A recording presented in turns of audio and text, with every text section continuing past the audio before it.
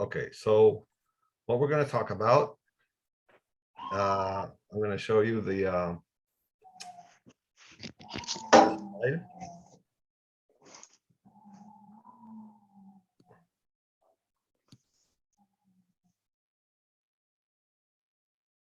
It's Dilemmat Ha'asir HaYehudi. What's that? What does that mean? Using ancient Hebrew again, a dilemma. You know, those are the words that are most difficult for my students. It's so The funny. dilemma of the Jewish prisoner. Yeah, exactly. And I tell them, you know this word, it's an English word. And they're like, dilmat? Dilmat? I don't know an English word, dilmat. What is I say, change the vowels a little bit. Dilemma, dilemma. The taf is just because of the construct, right? It's the dilemma of the Jewish prisoner. So that's why there's a taf there. But yeah, it's an English word. So what is the dilemma? A Jewish prisoner in a hostile country, there he is, holding the bars, granted by the authorities 1 day a year out of jail to express his Jewish identity. So this is not just a theoretical question. This is not just to do some intellectual somersaults. This actually happened to a refusenik. His name was Alexei Shimonovich in the 1970s. He taught Judaism, and he was refused. He was refused to leave the Soviet Union. He wasn't allowed, and he was tried by he was arrested by the KGB, and he was convicted and sentenced to 30 years for subversion of espionage. For subversion and espionage, you know, one of these cooked-up trials that the Soviets would do to the refuseniks, and that triggered a wave of protests worldwide, to the point where the pressure became so strong on the Soviet authorities that they came to him with an offer, a very strange offer. They said, you get 1 day a year out of jail, and you can choose that day. So I just want to make a caveat that I could not verify this from any other source except for the source sheet that I'm using. Now, if you Google his name, all you get on the internet is the source sheet that I'm using, right? It's like a self-forwarding proof. That's not a proof. I couldn't find it on Wikipedia, on New York Times. Nobody has this name. It doesn't exist on the internet. So I just want to make that caveat. I don't know where they got this information from. It seems to me strange that if this was very strange. Very strange. There should be some traces on the internet, but nothing. Okay, so having made that caveat, my question to you is, let's go back. Which day should he choose? If you were, or actually I phrased it in a way that if you were, God forbid, in his shoes, here. Adam? What day would you choose? Yeah, listen, I'm in a class. That's why I So, said you on Zoom. I want to hear your thoughts on this matter. Or let's say you were his rabbi or his advisor or his, you know, your Alexei's. He apparently, according to my source sheet, he smuggled that question to rabbis of that day. So let's say he was able to convey that dilemma to you. What would you advise him? The first day of Pesach. Why and why? Because if Pesach is really celebrates the beginning of the Jewish people. Okay, so you say it's a very important mitzvah. It celebrates the Exodus, the beginning of the Jewish people. Okay, that's wait, I want to write down your answers. So here, let's how do I do this? What am I doing wrong? Oh, here we go. Okay.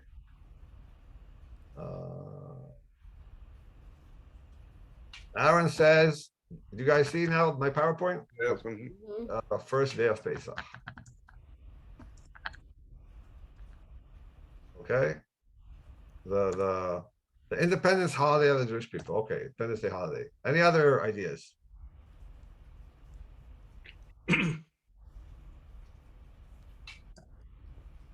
Anybody have a, Simchat Torah for this setting. He could be joined by other Jews coming out. They're yeah, also in very that important, yeah, very important holiday. We finish reading the Torah. We start, it was actually very big in the Soviet Union. Yeah. That's why I'm saying it. Yes, exactly. Jews who didn't know anything about Judaism, they knew Simchat Torah. It's very interesting. Yeah. Yeah, you say that, yeah. Okay, So, Bill, just for variety, Yeah. just for variety, if you look at his name, his father's name was Simon, Shimon, son of Shimon.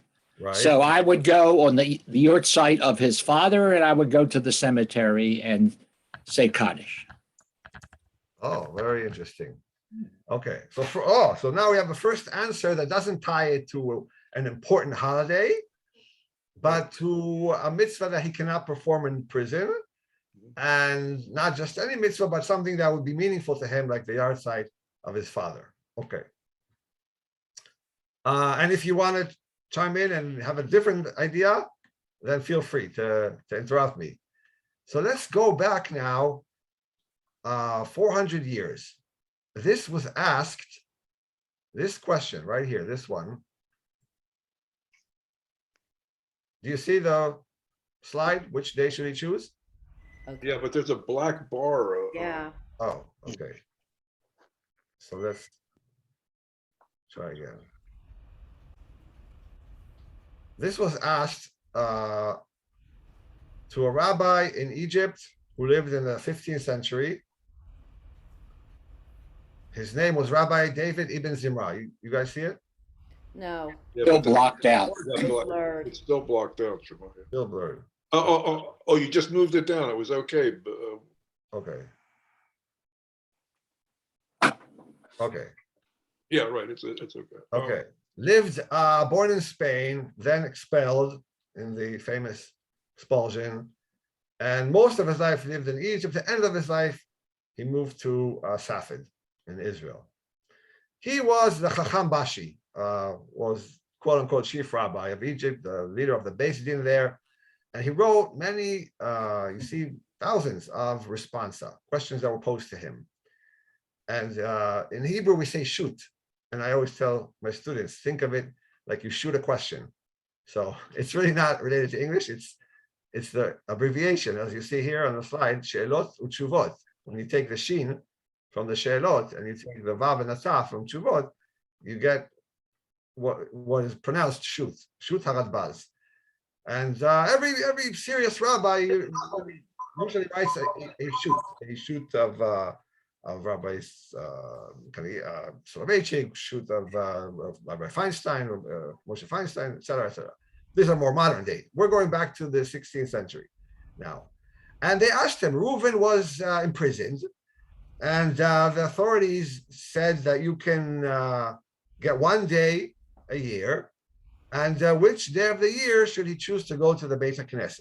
So they already a little bit restricted the question by saying go to the Beit HaKnesset, but you'll see he didn't see that as a restriction. He totally opened up the question. And let's see his thinking. So we're going to read his tshuva. He says, first he knocks down a different opinion. He brings an opinion that he should choose Yom Kippur, and then he knocks him down, and then he brings his opinion. So this is a Radbaz's opinion. Yet the ruling is that one should rely, the ruling that one should rely on is based on the principle, and now we go back to Hebrew, Ein ma'avirin al ha-mitzvot. We may not pass up mitzvot. Therefore, the first mitzvah that he encounters that cannot be fulfilled while imprisoned takes precedence. He's leaning in your direction, Bill. Any mitzvah that you can't do in prison. Well, technically, we don't know whether they would let him. Well, I guess he couldn't say Kaddish, with a minion. With a minion, So- right. Right. So, But he also couldn't. But he also couldn't have a seder in prison, right? And he couldn't. And he couldn't. but go out on Simchat Torah. right? So all three answers are fulfilled. No. He's talking about chronologically. Something. Oh, Aaron, you're right. If it would be Erev Pesach, then you're right. But Oh, if I we're see, talking I about see. now on the, what is it, 5th of Kislev today or beginning of Kislev, then that's way ahead. So you can't wait. I You see what can't. you mean. Okay. So he's saying he probably would say not even wait to Hanukkah. He would say if it depends now. Do you say that davening in a minyan, any davening in a minyan? So maybe it should be tomorrow or this coming Shabbat because he cannot daven in a minyan in prison. Is that a mitzvah? I mean, right? It's a first mitzvah. I'm trying to look at his words that cannot be fulfilled while in prison. So davening in a minyan and or hearing the Torah read, I guess you cannot do that in prison. So the Radbaz would say maybe the first Shabbos. The first Shabbos that he can get out, he should take that. And then he gives another reason. So this is one guiding principle. Ein ma'avirin ala mitzvot. And the other one is, I want to volunteer to read this one. It's very interesting. Anyone? Okay, we do not pay attention to whether the first mitzvah he encounters is a light or a weighty mitzvah, for one cannot know the reward of mitzvot. So very interesting. He's knocking down Aaron and Charlie. He's saying, no. You can't start making calculations. Passover is more important. Simchas Torah is more. No, we can't know what's the. This is a phrase that he's quoting from Pirkei Avot. Let's look at the phrase. Let's look at the original principle where it appears. I think I have it here. Oh, so to summarize, he has two principles. We don't pass up one mitzvah for the sake of fulfilling another mitzvah, and we cannot be sure of the actual worth of any individual mitzvah. So it's not up to us. It would be presumptuous for us to say this mitzvah is more important, therefore he should ask for that particular day. But you'll see there's arguments there against that. There's opposition to this, and you will probably support the opposition. But let's see the original principle as it is phrased in the Ethics of the Fathers in Pirkei Avot. So anybody volunteer to read the Hebrew?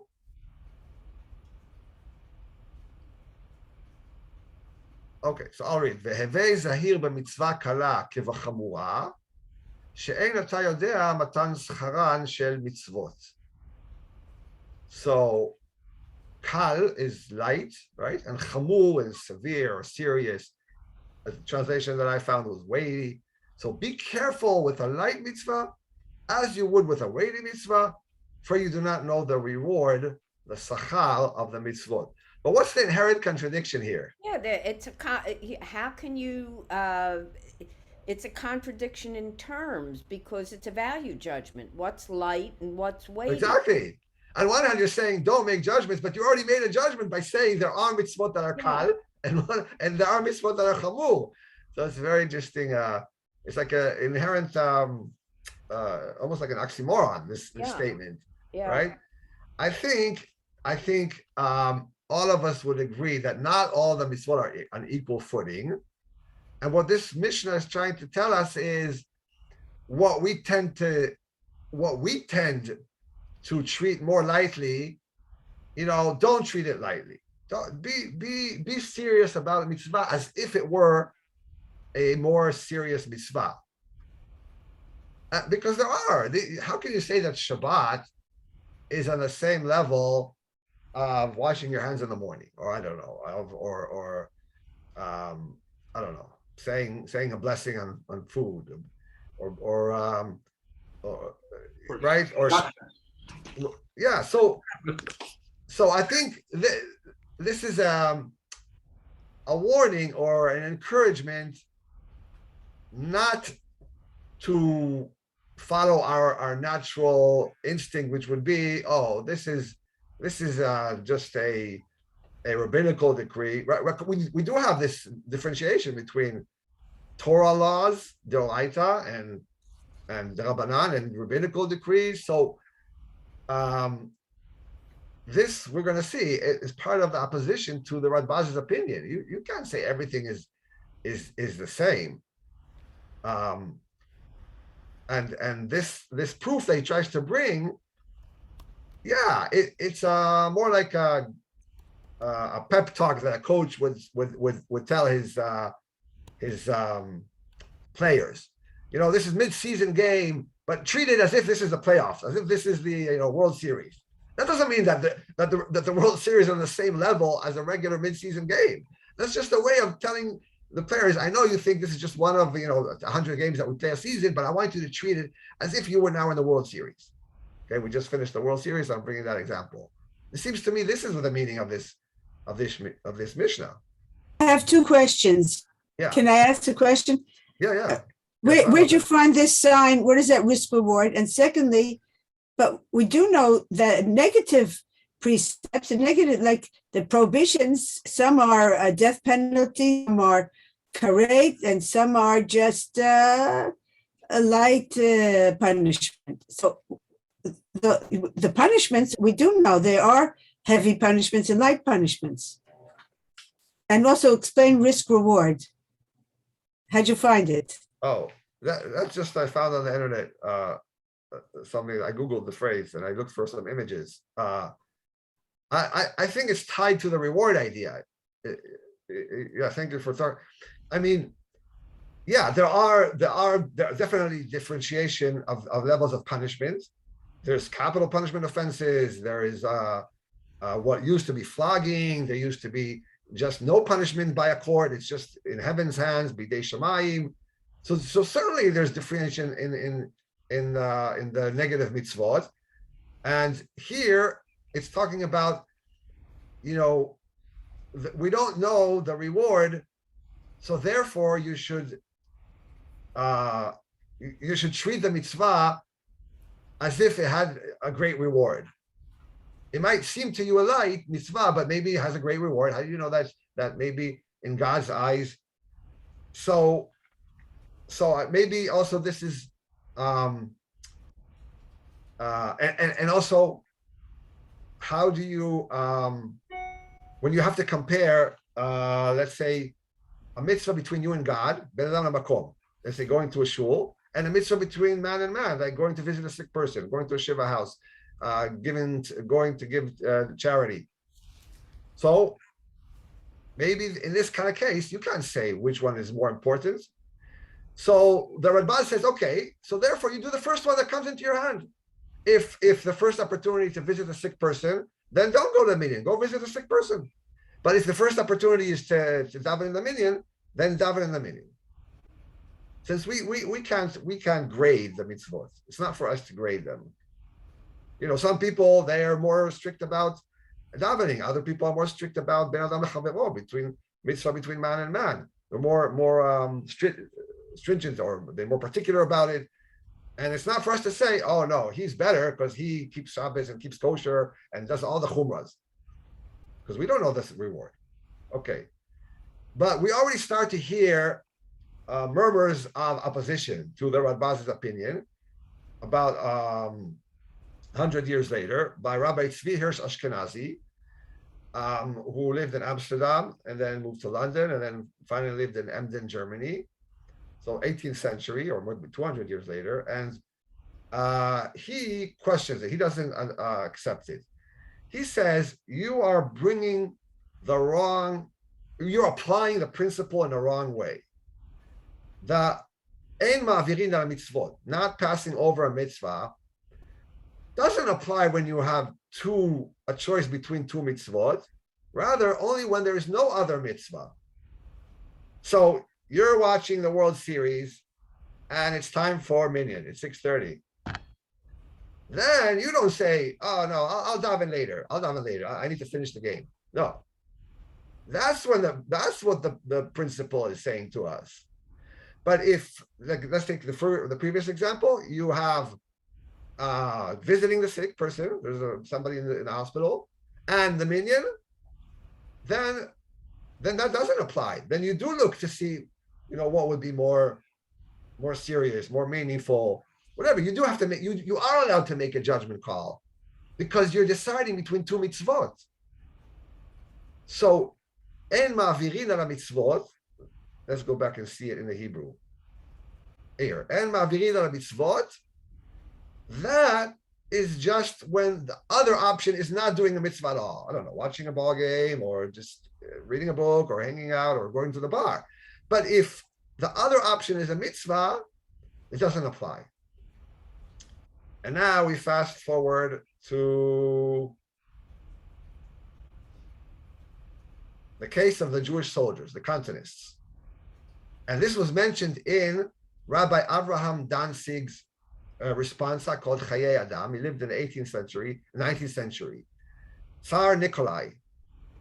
You familiar with him, with that Tsar? Yes, yes. Oh, yeah. The Cantonists, yeah. Yes. Let's see a Had to be in video. the army 25 years or 20 Yeah. years. So Bill already knows. I want to show everybody else a short video. Very vicious thing, Yeah, very vicious. vicious. I will explain it. That's the reason I'm here. Okay, so let's show the video. Yeah, yeah. Yeah. Yeah, Aaron, I'm with you. And that's my grandfather too. Yeah, my great uncle left Russia because he was drafted. Yeah. Okay. My father was going to be drafted and Our he got people away. have faced many gezeras throughout our history, many decrees against the Jewish people. But one of them, which took place over 150 years ago in Russia, was the gezerah known as the gezerah of the Cantonists.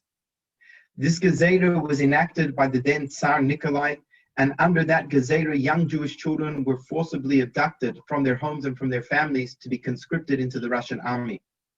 At a tender young age, some under the age of 10, the boys would be taken, enrolled in Cantonist military schools, and then on the age of 18, they would be inducted, drafted into the army to serve a period of 25 years. But this was not just a physical assault on the Jewish people. The ultimate intent behind this gezerah, behind this decree, was to ensure that these Jewish children would forsake their religion, would give up Yiddishkeit. In a confidential memorandum, Tsar Nikolai himself wrote that the chief benefit to be derived from the drafting of Jewish children is the certainty that it will move them most effectively to change their religion. It was every parent's worst nightmare. Okay. So we have now an idea of what the Cantonists were, and how is that related to our question? So the question came before the Chayei Adam. If a Jewish soldier is allowed one day out of the army, which day should he choose? Some of them heroically kept their ties to Judaism, kept their connection to Yiddishkeit, even being conscripted for 25 years, and despite this intention, like he explained, to try to get them to convert. And the question came before Rabbi Danzig, and he says as follows. He quotes the Radbaz. Remember, we saw the Radbaz. The Radbaz said, the first mitzvah that you have the opportunity to do, which you could not do in prison. So you would think the Radbaz would say to the Jewish soldier, if the army tells you have one day a year you can go home, the first day that is possible. You ask for the first day, and then you go to a minyan, or you do a mitzvah that you cannot do in the army. But Rabbi Danzig says no. He says if one does not have the opportunity to do both mitzvot, then the principle of ein ma'avirim does not apply. On the contrary, we would prefer the more serious mitzvah. And then he gives the example of tzitzit and tefillin. So he says, and Yom Kippur. Let's see what he says.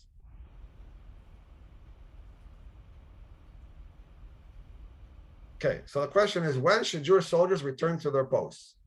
Okay, anyone want to read his tshuva? Okay, let me make this smaller. Hold on. Okay, concerning the matter of Jewish soldiers, it seems to me that if he must go to his post on the day before Yom Kippur, so that he will not be able to put on tefillin on that day, yet, on the other hand, he will be able to fast the next day on Yom Kippur. We don't say Ein Ma'averin. We should prefer observance of Yom Kippur. So what do you guys think about that opinion? Well, I just want to say, Joan came to the session late and she said to me, I would pick Yom Kippur. So there you go. So the Chayei Adam agrees with Joan and says, yeah, he'll have to miss on putting on tefillin on Erev Yom Kippur, which, you know, it's one of the days, it's just like a weekday that you have to put on your tefillin, but he will be able to observe, and we're not going to tell him no. If your first opportunity was the day before Yom Kippur, and there was an opportunity to put on tefillin because you cannot put on tefillin while you're in the army, then just ignore Yom Kippur. No, we're not going to say that. Yom Kippur is more serious, more severe, more, what's the word they use? More severe. And we're not going to say En Ma'avirin ala mitzvot. So he rejects the position of the Radbaz and saying, oh, all the mitzvot are on the same grade, on the same level, same level or same footing. And in this tragic dilemma that these Cantonists had to face, we will tell them, or he tells them, that if there's any way that you can get Yom Kippur off, even if that means not putting on tefillin the days before. So a very interesting dispute between two scholars in Jewish law, how to interpret this rule of Ein Ma'avirin al HaMitzvot. Where do you lean? Do you lean towards Radbaz? It's not up for us to grade the mitzvot, or do you lean towards the Chayei Adam? well, I can tell you, based on my experience in the American Army, that it was very clear that unless you were in actual combat, the Jewish chaplains must have made a ruling that said that you get off for Yom Kippur.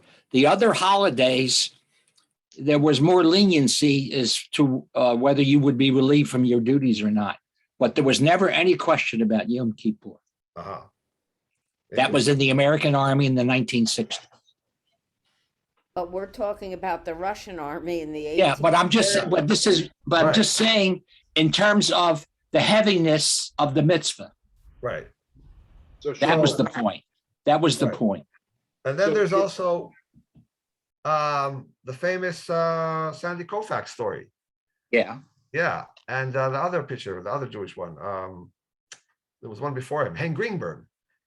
He also made a statement by not pitching on He wasn't a pitcher. not pitching, Well, he never pitched. not participating. He didn't play. Yeah. Not playing.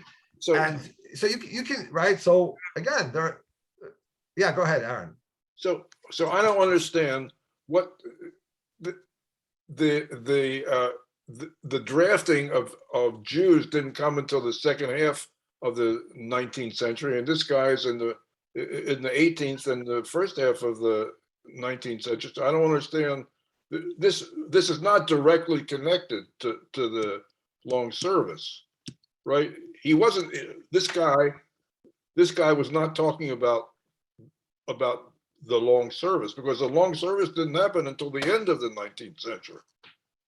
That was According to the source sheet that I'm holding, Yeah. this already started on during the reigns of Alexander I and Tsar Nikolai between 1801 and 1856. Yeah. So the first half of the. So he lived during the. Maybe I'm confused. 1748 to 1820. Yeah. No, But yeah, but go ahead, he's Joe. he's talking about the principle. He's just piggybacking onto that 16th century discussion. Yeah, but it actually That's came what up. he's doing. Yeah, but you see, this is a direct quote. Where is it? Here. Concerning the matter of Jewish soldiers. So it already happened during his life and this dilemma. So I just want to say, But you know Dr. what? David, that we are thankful, like Bill mentioned, that we don't have these dilemmas anymore, and that all the Jewish soldiers who serve today they don't have to make these kind of harrowing decisions, and we are blessed in that sense. That there's chaplains, they respect, they give you, they allow you to pray and to have kosher food if you need. And I want to thank all the veterans who are joining us today for your dedication to our country. Yay. Yeah, here, yeah. By the way, a little historic note.